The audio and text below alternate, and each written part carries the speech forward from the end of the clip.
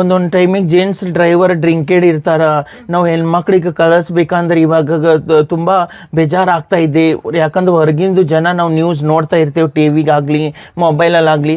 But ಇವಾಗ ನಿಮ್ಮಂಥವ್ರಾಗಲಿ ladies driver ಆದರೆ ನಮ್ಗೆ ಎಷ್ಟು ಖುಷಿ ಆಗ್ತಾ ಇದೆ, ನಮಗೂ ಧೈರ್ಯ ಬರ್ತಾ ಇದೆ ಮಕ್ಕಳಿಗೆ ಕಳ್ಸೋಕ್ಕಾಗಲಿ. ಅದರದಿಂದ ತುಂಬ ಯಾರು ಇಷ್ಟು ದಿನ ಯಾವ ಪೇರೆಂಟ್ಸ್ ನಮ್ಗೆ ನಿಗ್ಲೆಕ್ಟ್ ಮಾಡಿಲ್ಲ. ತುಂಬ ಹ್ಯಾಪಿ ಖುಷಿದಿಂದ ನಮ್ಮ ಜೊತೆ ಕಳಿಸ್ತಾರೆ ಮಕ್ಕಳಿಗೆ. ಮಕ್ಕಳನ್ನ ಪಿಕಪ್ ಮಾಡ್ತೀರಾ ರೆಗ್ಯುಲರ್ ಆಗಿ?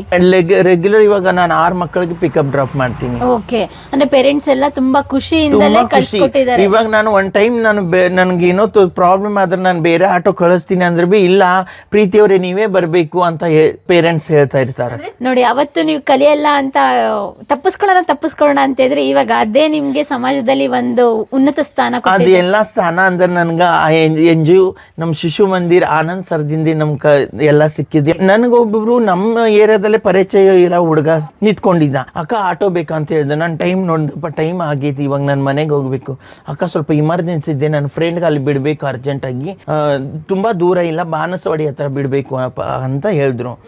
ಸರಿ ಆಯ್ತು ಅಂದ್ಬಿಟ್ಟು ನಾನು ಅಷ್ಟು ಕಸ್ಟಮರ್ಗೆ ಅಬ್ಸರ್ವ್ ಮಾಡಿಲ್ಲ. ಬಟ್ ಒಬ್ಬರು ಅವ್ರ ಫ್ರೆಂಡ್ಸ್ ಹತ್ಬಿಟ್ರು ಇಲ್ಲಿ. ಆವಾಗ ನಮಗೆ ಇನ್ನು ಈ ಥರ ಶಿಶು ಮಂದಿರದ್ದು ಶರ್ಟ್ ಕೊಟ್ಟಿದ್ದಿಲ್ಲ, ಇನ್ನು ಕಾಮನ್ ಆಗಿ ಇನ್ನು ನಮ್ಮ ಹತ್ರ ಯೂನಿಫಾರ್ಮ್ ಇರಲಿಲ್ಲ. ನಾನು ಅವಾಗ ಜಾಸ್ತಿ ಸಾರಿನೇ ಕಟ್ಕೊತಾ ಇದ್ದ. ನಾನು ಸಾರಿ ಕಟ್ಕೊಂಡೆ ಆಟೋ ಓಡಿಸ್ತಾ ಇದ್ದ. ಆವಾಗ ಆನಂದಪುರದಿಂದ ರಾಮಮೂರ್ತಿ ನಗರ ಸಿಗ್ನಲ್ಗೆ ನಾನು ಆಟೋ ಕಸ್ಟಮರ್ ಕರ್ಕೊಂಡು ಹೋದ. ಅಲ್ಲಿ ಸಿಗ್ನಲ್ ಬಿದ್ದಿತ್ತು, ಅವಾಗ ಆಟೋ ಸ್ಟಾಪ್ ಮಾಡಿದ್ದೆ ನಾನು. ಆ ಕಸ್ಟಮರ್ ಡ್ರಿಂಕೆಡ್ ಇದ್ದ ಅಂತ ಗೊತ್ತಾಗಿಲ್ಲ ನನಗೆ.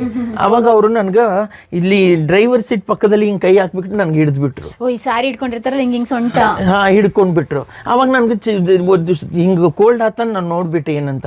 ನಾನು ಅಂದ ನಿನ್ಗೆ ಎಷ್ಟು ಬುದ್ಧಿ ಇಲ್ವಾ ಅಕ್ಕ ಅಂತ ಹೇಳ್ತೀಯ, ಅಕ್ಕಾಗಿ ಈ ಥರ ಮಾಡ್ತೀಯಲ್ಲ, ನಿನ್ಗೆ ಸ್ವಲ್ಪ ಬುದ್ಧಿ ಇಲ್ವಾ ಅಂತ ನಾನು ಕೇಳಿದ್ರೆ ಅವನು ಫುಲ್ ಕುಡ್ದಿದ್ದ. ನಾನು ಕೇರ್ಪುರ ಮಾರ್ಕೆಟಲ್ಲಿ ವೆಜಿಟೇಬಲ್ಗೆ ಆಟೋ ಹಾಕಿದ್ದ. ಅಲ್ಲಿ ಒಬ್ಬರು ಆಟೋದವ್ರು ಹೇಳಿದ್ರು, ನೋಡಮ್ಮ ಇಲ್ಲಿ ಮಾರ್ಕೆಟಲ್ಲಿ ನೀನು ಬಾಡಿಗೆ ಹೊಡಿಬೇಕಂದ್ರೆ ಮೂಟೆಗಳು ಎತ್ತಬೇಕಾಗುತ್ತೆ, ನಿನ್ಗೆ ಎತ್ತಕ್ಕೆ ಆಗಲ್ಲಮ್ಮ, ನಿನ್ಗೊಂದು ಆಟೋ ಸ್ಟ್ಯಾಂಡ್ ಹೇಳ್ತೀನಿ, ಅಲ್ಲಿ ಹೋಗು, ಮಾರ್ನಿಂಗ್ ಹೊತ್ತು ಟ್ರಾವೆಲ್ಸ್ ಬರ್ತಾರಲ್ಲ ಅಲ್ಲಿ ಕಸ್ಟಮರ್ ಸಿಗ್ತಾರೆ, ಹೋಗು ಅಂತ.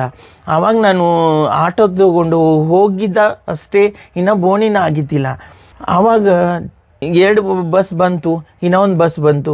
ಅವಾಗ ಜನ ಇಳಿತಾ ಇದ್ರು, ನನಗೆ ಆಸೆ ಇತ್ತು ಯಾರು ಬರ್ತಾರಂತ, ನಾನು ಕಾಯ್ತಾ ಇದ್ದೆ ಆ ಥರ. ಅದರಲ್ಲಿ ಒಬ್ಬರು ಜನ ಒಬ್ಬ ಜೆಂಟ್ಸ್ ಬಂದುಬಿಟ್ಟು, ಏನು ಎಲ್ಲರೂ ನೈಟಲ್ಲಿ ನಿಂತ್ಕೊತಾರೆ, ನೀವು ಇಷ್ಟು ಬೆಳಗ್ಗೆ ಬಂದು ನಿಂತ್ಕೊಂಡಿದ್ದೀರಾ ಅಂತ ಕೇಳಿದ್ರು ನನಗೆ.